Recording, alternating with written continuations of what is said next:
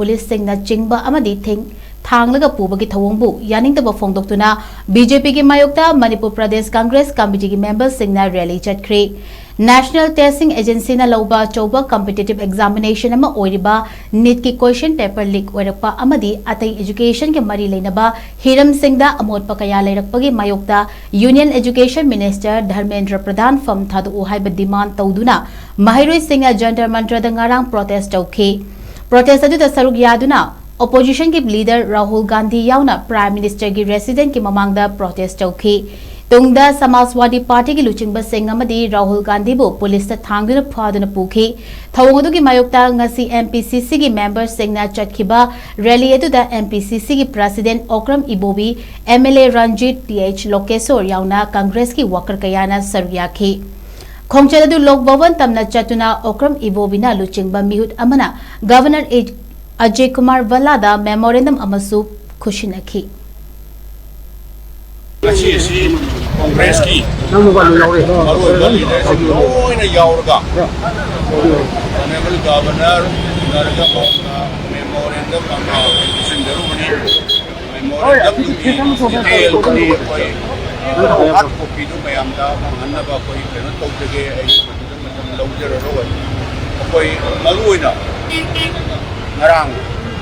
leader of the opposition Shri Rahul Gandhi ji को democracy सत्पा लोकसभा की ऑपोजिशन लीडर श्री राहुल गांधी जी का मेनर डिटेल क्या राहुल जी की डिमांड से अतई नतीब चथरीबा नीट की क्वेश्चन लीक होइबसे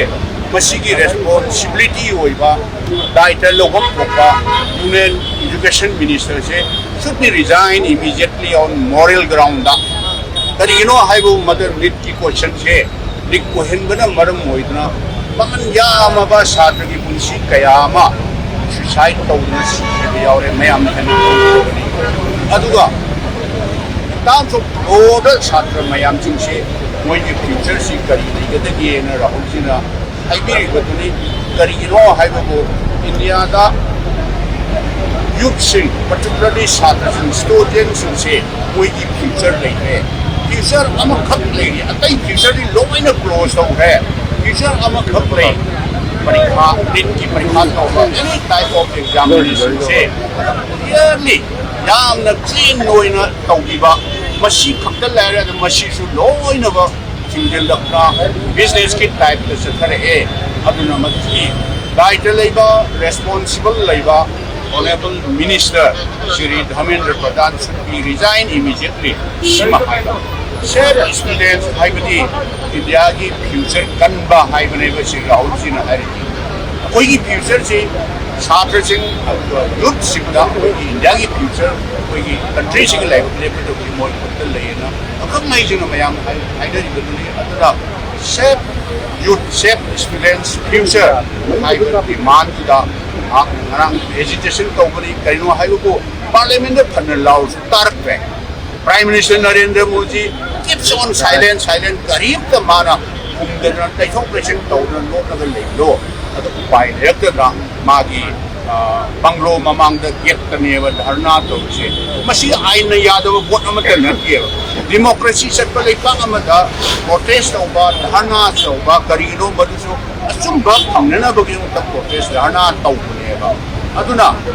मांगना डिमांड तौइबा मयाम मनुका पार्लियामेंट ऑनगोइंग पार्लियामेंट सेशन सेदा let us discuss all discussion about question inquiry की मतंग सुधा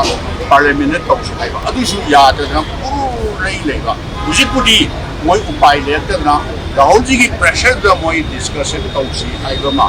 हाइरे मोई अदुदगी मसीग मरी लेना साथ मयाम फाजलगा सीआरपीएफ करके मयाम फाजलगा बुलडोजर तौर साथ तखाइबा मतलब फाजन गिबा मयाम से गांव एनी कंडीशन रिलीज तौदम city current situation protest dharna तौबची मरक्ता मयाम जो है खंबीरंगनी मणिपुर कनबा शेप मणिपुर हाइबसी यावने एनी इशू दा शेप मणिपुर हाइबसे सिमसो अदुम यावबनी अदुना मसिगी मयाम सिंगसे अखोई बुदि ऑनरेबल गवर्नर की थ्रूदा रेंडम सिंपिशन जरूबनी अदुनी अखोई मयाम कोई सांगना प्रोटेस्ट धाना से तौनिबनी गवर्नमेंट सिना सिसु गवर्नमेंट सिसु आगे तमी गवर्नमेंट से लेबो गवर्नमेंट सिनसु डेमोक्रेसी की वा लेते मोइदा मोइना यादबदगी अखोई मयाम अमा आदा मयाम बुदि नुआई कोई प्रोटेस्ट करना पीसफुल प्रोटेस्ट करना वो यासलक्रेबा when will be our future Manipur की फ्यूचर से करिनो हाइबसे